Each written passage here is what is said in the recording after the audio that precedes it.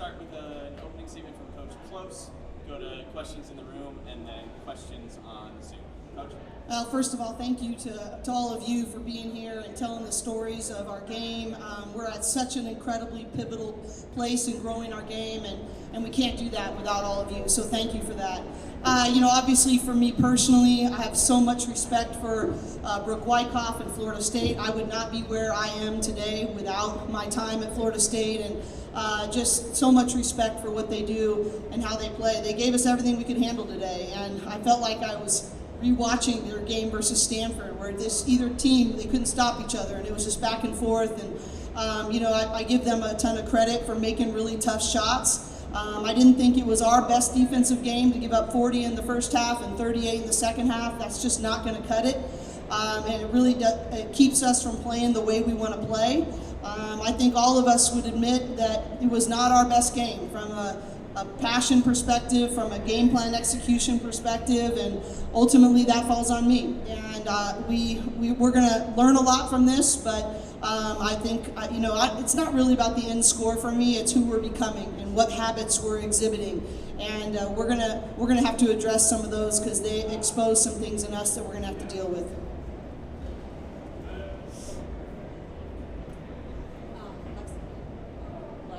With ESPN. Hi. Corey, and also for either one of you too. It felt like every time Florida State went on a run, you all were able to respond. And even though that wasn't for a back and forth game, where do you see that maturity coming from, especially with so many underclassmen that are empowering the team too? Yeah, I do think we have really good, our guard play, I've said from the beginning of the year, as much as Lauren has made a huge difference in our program on both ends of the floor, our guard play and our consistency at that position from Kiki and from Charisma and from London, that is going to be the thing that helps us respond in those moments. They control how we respond on both ends of the floor first. But that is the silver lining, right? I did think we responded when they kept coming at us. We maintained our aggressiveness and came right back at them. I also thought it was one of the first times this year that, besides Lauren, that we found a mismatch. We had a series in there with Angela Dublic that I thought they didn't have an answer for her. We tried to post our guards and pop her out. She shot the three. Then they tried to match inside, and we were able to find that several possessions in a row in different ways. And that is really the maturity of our guards and being able to find that mismatch. And that's something we need to be able to do a higher percentage of the time. Carl Adamek, Crust Media. Kiki, UCLA's #2 ranking is the highest in the Associated Press poll, and sometimes that comes with pressure on occasion. Yet, from watching you play, you guys seem very loose, relaxed, and just enjoying things. What's it like from your angle? And Coach, if you could answer the same question when Kiki's finished. Thank you. I would say I think Coach Corey sometimes thinks we're a little too loose, but I think it's really about us going out there. We really enjoy playing with each other, and we haven't looked at the rankings and the recognition that we've gotten as any sort of pressure. I think it's really a motivating factor for us to continue to work every day, get better, and kind of play at the level we need to play at to end up at the end of the year in the Final Four in the national championship game. Yeah, I think, I do love it when they play with joy and they play with exuberance and passion. I didn't think that has to come with mental focus though, and that has to come with purposeful play. I really don't think the ranking has been, once it came out, I said I wanted to acknowledge it because it's the first time in program history, and there's a lot of people that we stand on their shoulders that I want to acknowledge. And I also want to acknowledge my incredible staff. And they've built a foundation. But I said after this moment and after that acknowledgement, we're not talking about it ever again. And we really have just said it's about getting better today. It's about investing in each other and improving today. And that's really all we've cared about and all we've kept our focus on. But I do believe we're playing at our best when we're playing loose but focused, but with great joy. Hi, Howard Magdala from Edge. Hello, Howard. Question, Corey, for you and Lauren for you as well, in turn. Corey, there was a call for Angela in the third quarter. They cut it to single digits in ATO, and it goes to her. Could you speak to why that play call in that moment, number one? Number two, just what you're seeing out of her this year coming back? Yeah, I think she might be one of our most versatile scorers. She can score in the post. We trust her. She gets a defensive board to bring it up. You know, she's becoming a better passer. That's the thing I'm really challenging her with, is to become a good facilitator. Because she can shoot the three, because she can post up, now she's got to use that to our advantage to create for other people. But you know, Angela, last year, she would, like, when we had early games, she was like, I'll meet you at the gym at 6:15. You know, whatever it was going to take. And our staff did a phenomenal job, but she put in the work. And she was not that kind of shooter before that. She used her, you know, unfortunate circumstance with an injury and turned it into adding to her skill toolbox that she didn't have before. But we just thought that was a mismatch for us. So we just thought that was the one that they had a hard time going for. But that's a credit to her and the skill set that she's developed. And Lauren, just speaking of mismatches, all year, and you come into today north of 80% field goal shooting from the field, which is just historic. It's unprecedented. And I'm just wondering, as you kind of measure your development here in this season, do you have benchmarks you're setting for yourself? How are you sort of determining how you're getting that over the course of the year? I think it comes with, like, I mean, I don't really look at the percentages. I kind of just play my game, and then, like, you know, if the shots go in, they go in. But I think it has to do with practice. I mean, I go against the practice guys every day, and they do not take it easy on me. So I think, like, over time, I've just seen my growth and, like, how I've gotten more aggressive with them and how I'm finishing over, like, athletic guys. So I think just it comes with practice and just repetition every day, and it's obviously showing in games like this. But What about your crack assistant? yeah. She's the real one right here. Going to that first shot. Okay.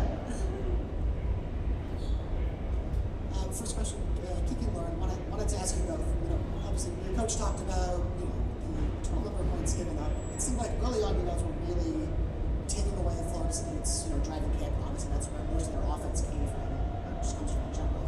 What do you think were sort of the keys you were able to follow early on that, you know, maybe would have followed as well towards the end of the game? Yeah, I think we were prepared really well. We knew exactly what they were going to do. We knew that they like to get downhill. They like to kick to the corner threes. They're really efficient in that area. And I think we started off well. We executed the scouting report. But I think as the game went on, we kind of had some like lapses in focus. And I think that came with a little bit of like a comfort that we got. We got an early lead. We started off really well. And I think we do have to work on not letting that up and staying consistent throughout all four quarters. Yeah, I think that like we were so focused on limiting paint touches in the beginning of the game that, you know, once they started hitting shots, we kind of just went out of our defense a little bit, and they kind of just, yeah, they were hitting a lot. So we had to just make sure we locked in and started getting on our shooters, and that's something we talked about during timeouts. Yes. And then, Corey, you mentioned how much you enjoy them just playing with joy when they can. How do you try to foster that during games, during practices? Well, they're better at it than me, to be honest. You know, I think we have really great leadership. I've got a great coaching staff, and they build with them relationally. They have fun with them. I'm just the uncool, geeky head coach, so I'm not going to be the one. But I just want them to enjoy this experience. I'm sort of the gratitude police. I just want them to not miss moments, and we are so lucky to do what we do. And it's never going to be a time in their lives that they're going to have this many people focused on their development, their journey, their growth.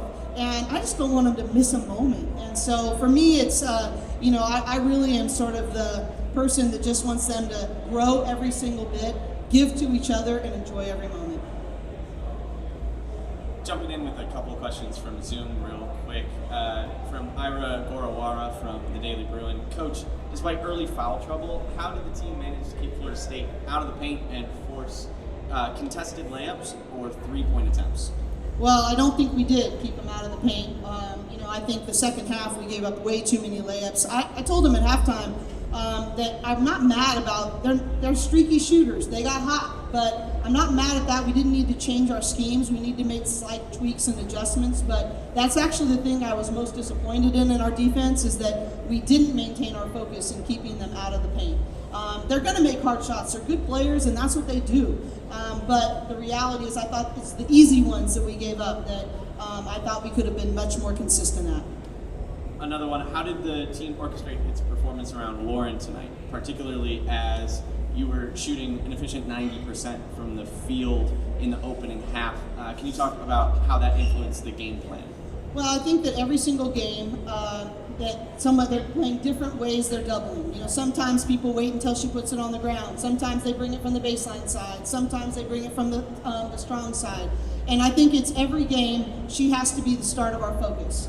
When you have someone that's shooting 81% from the floor, I'd be the most foolish coach to not figure out how to continue to get her touches. But it is going to look a little different every time, and it doesn't just influence how we get her the ball, but what it creates for the people around her. And every game, that's been a little bit different. And so that's part of the learning curve and being on this journey is, oh, okay, they do this, then that creates this for us, and that becoming habit.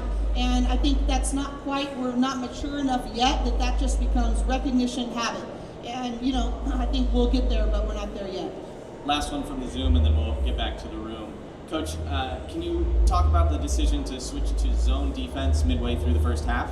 How did it impact the team's foul situation, and were you prepared for Florida State to start firing up from three? We were prepared for them to fire up from three. We just weren't prepared for them to shoot them from 35 feet and make them.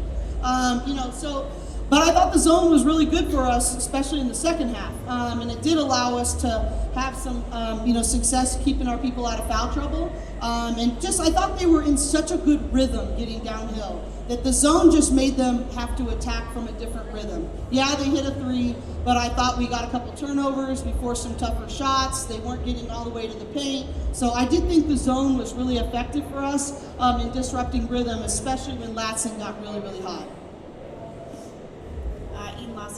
Lauren. I just wanted to ask you about your kind of high-low partnership with Angela. It seemed like in the second half you really started to kind of look for her and pass the ball. Just how do you feel like your passing is developing throughout the season? Yeah, I mean, she did a really good job of finding me today, so I had to, give it right back to her. I mean, we talked about it, she had a mismatch the entire game, and obviously she was hitting, but I was like, girl, you gotta get your butt in the paint, like, go post up. So, once she started, posting up, obviously I had to look for her, and she's so strong, and she's just so versatile, and she can play from anywhere, and so she did a really good job today of just calling for it, making sure she gets deep steals, and it just made it really easy for me to just look for her, so. Cassandra Negley with Yahoo Sports. Corey, with the knowledge that next year you'll be in the Big Ten, when you made this trip, is there anything from a coach's perspective that you learned or you took away, knowing you're going to make more of these semi-cross? Well, actually, we're never going to have to do what we've done this month. We're doing 4 cross-country trips in a row, and this is number 3 of 4. So, I think the great thing is that you can be strategic. We've known it was coming. We have an administration that's been incredibly supportive in the way that we travel. And so it's really not been bad. We're going into final exams. We've got a big plane. Everyone's got their own row.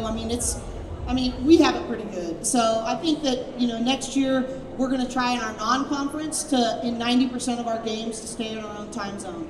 And so it's really going to be the same. We did 4 cross-country trips in non-conference this year, and we'll just be flipping that because the Big Ten is committed to us not having to do it more than 4 times in the conference season. So we've just flipped that, and we're going to be staying on the western United States with the exception of 1 time next year. Coach, there's 6 really good teams gathered in this building today, and across the country there's obviously a lot more good programs and teams. I'm just wondering if you could share your thoughts on the state of the sport in terms of depth and how interesting that could make March even. Well, I think just like I started, this is a special time in our sport, and we've got windows of opportunity that we need to shine the bright light. We need to pound our chest for the sake of each other, and I think that we would be foolish to not put the growth of the game above our own institutions right now, because we have more eyeballs than we've ever had on it. We've got better TV ratings, we've got better attendance numbers, and we need to celebrate it. We need to invite people to it. We got to get butts in the seats, eyeballs on TV, on the stream. It doesn't matter. And I do think that we will, I think everyone's buying in, but I think we're in a really special time, and this could be not only a tipping point for women's basketball, but a tipping point for women's sports in general. And we have a responsibility to represent that bigger than ourselves.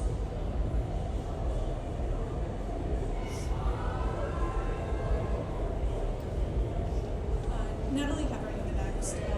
What did you talk about throughout the game while withstanding the runs from Florida State and then responding with runs of your own? Well, to be honest with you, I actually told them that I wasn't a very good coach today. And part of that they need to own, but part of that I got to own, because we just did not play with the focus and the passion, with consistency that we should have. And I'm the head coach. I'm ultimately responsible for getting that out of us. And I think that if I had an answer that was really good, we wouldn't have gone into those lapses, right? So I think the reality for me is that it's about habits. Something I learned when I coached with USA Basketball. They've won more gold medals than anybody else, and they talk about gold medal habits. They don't ever talk about the end game. They talk about the habits of what it takes to get there. And that's all I'm talking to our team about is, what are your habits? What can I count on from you every single day? And when I have to coach focus or passion or hustle or talk, then I'm not coaching game adjustments. I'm not coaching strategy in the moment. And our habits aren't quite consistent enough yet, and we've got to lean into that.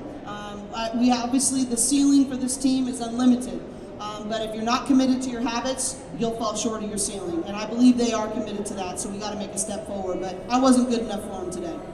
Last question from you, Howard. And Corey, just to kind of circle back on that, I know you are always process over outcome, but to see this team come in on a day that you're unhappy with your coaching, you're unhappy with a lot of what they're doing, playing a ranked team in Florida State and going out and winning by 17. The outcome is the outcome. Yeah. What does that say about, and not only this doing for this team, but just maybe an adjustment you made and what you have expectation-wise out of this team this year for what they can do?